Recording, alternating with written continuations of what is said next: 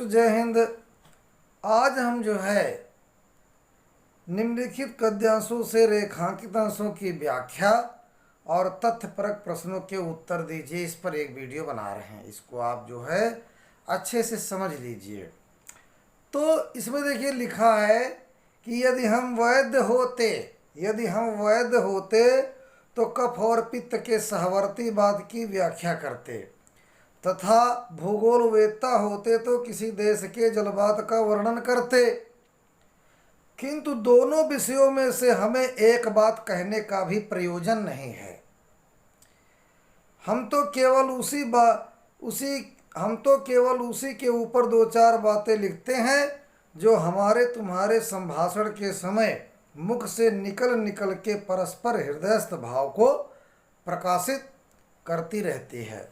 बच्चों, बात नामक पाठ प्रताप नारायण मिश्र ने लिखा है ना। तो इसमें आपके जो है 5 क्वेश्चन इसमें से पूछे जाएंगे। ये आपका गद्य का टॉपिक है, इसमें से 5 क्वेश्चन आपसे पूछे जाएंगे। पहला क्वेश्चन है कि उपर्युक्त गद्यांश का संदर्भ लिखिए। दूसरा है रेखांकित अंशों की व्याख्या कीजिए। जिस लाइन के नीचे रेखा है उसको आपको व्याख्या करनी है। और नंबर 3 में है हम अपने हृदयस्थ भावों की अभिव्यक्ति किसके माध्यम से करते हैं।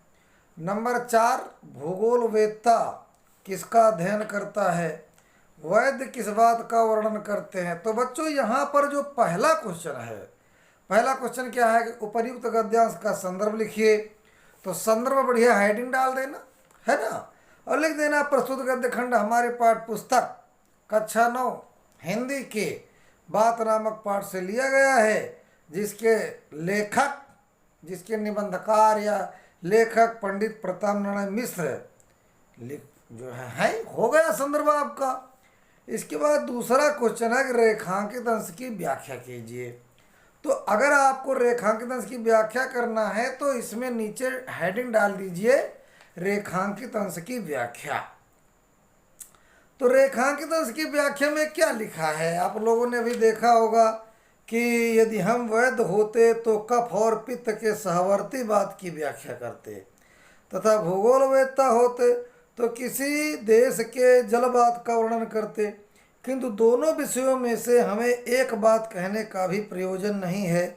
हम तो केवल उसी के ऊपर 2-4 बातें लिखते हैं। अब भाई देखो, जो जैसा होगा वो वैसी ही बात करेगा। तो इसमें क्या लिखोगे, जिस लाइन के नीचे रेखा है उसी की व्याख्या करना।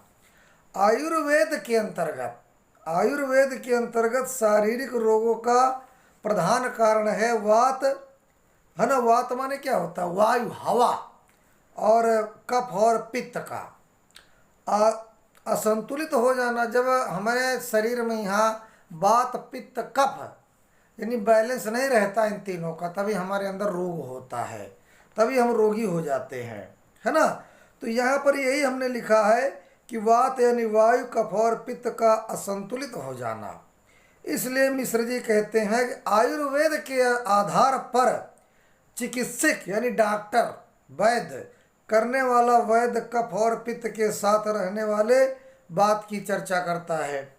इसी प्रकार भूगोल के विद्वान जो भूगोल पढ़ाते हैं, भूगोल के जो विद्वान हैं या भूगोलवेत्ता जो होते हैं, जलवात की चर्चा करते समय किसी देश की जलवायु का विवरण प्रस्तुत करते हैं। आगे प्रताप नारायण मिश्र जी कहते हैं कि यहाँ पर बात का तात्पर्य न तो आयुर्वेद के वात पित्त कफ से है ना, वात पित्त या कफ पित्त से है, और न ही भूगोल के जल और हवा से है, बल्कि हम तो यहाँ मनुष्य के मुख से निकलने वाली बात के संबंध में चर्चा कर रहे हैं। क्योंकि प्रताप नारायण मिश्र जी एक लेखक हैं, इसलिए मुंह से जो बात निकलती है उसकी चर्चा कर रहे हैं।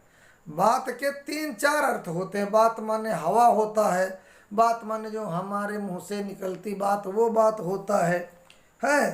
इसके बाद तीसरा क्वेश्चन जो आपका है कि हम अपने हृदयस्थ भावों की अभिव्यक्ति किसके माध्यम से करते हैं। तो हम अपने हृदयस्थ भावों की अभिव्यक्ति बात के माध्यम से करते हैं। चौथा क्वेश्चन है कि भूगोल वेदता किसका अध्ययन करता है, तो चौथे में लिखना भूगोल वेदता किसी देश की जलवायु यानी जलवात के अंतर्गत उस देश की वायु का अध्ययन करता है कि वहाँ की वायु कैसी है और वो देश को किस प्रकार प्रभावित करती है। अब यहाँ पर बच्चों पांचवा क्वेश्चन है कि वैद्य किस बात का वर्णन करते हैं। अब वैद्य माने क्या होता है, डॉक्टर लोग। तो वैद्य आयुर्वेद के अंतर्गत आने वाले रोगों के मुख्य कारणों, कौन मुख्य कारण है, वात कफ और पित्त में से एक कारण है वात यानी वायु की बात करते हैं, वायु हवा की बात करते हैं। तो इस प्रकार से बच्चों आपको अभ्यास प्रश्न करना है। धन्यवाद।